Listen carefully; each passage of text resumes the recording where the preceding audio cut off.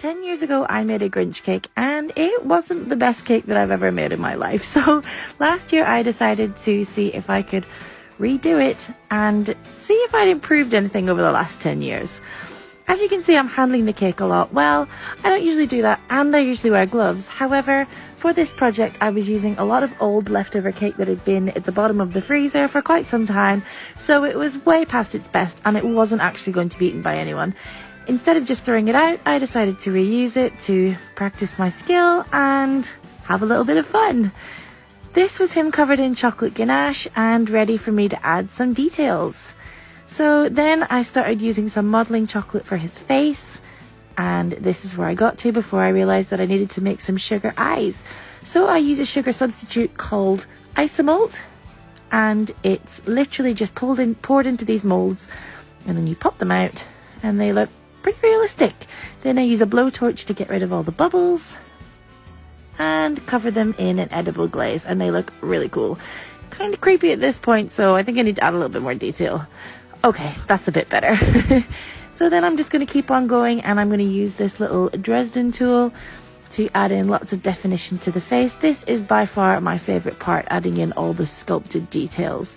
But this is where it can go wrong, because if you don't get those details right, not going to look like the character that a lot of people know and love. So I kept going at this for a few hours until I was happy with the shape, and then I added in a little bit more detailing. Then it was time for texturizing, and this takes a long time. So I just went all over it with my Dresden tool and added lots of texture. Next up was starting to add a little bit of fondant for his belt and his shirt. And I understand not everyone likes fondant. I don't like fondant. However, it's just for decoration, so if you want to peel it off, then that's up to you. If you like it, then eat it. What do you guys think? Do you like fondant or do you not like fondant? I think it's a little bit split, but I think I know which way it's going to go. Then I added some cocoa butter colored green to paint him.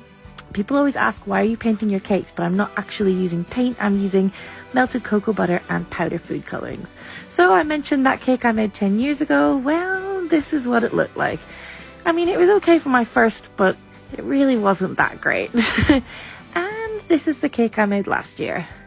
I think you'll agree that there is quite a bit of improvement. Well, I hope so anyway.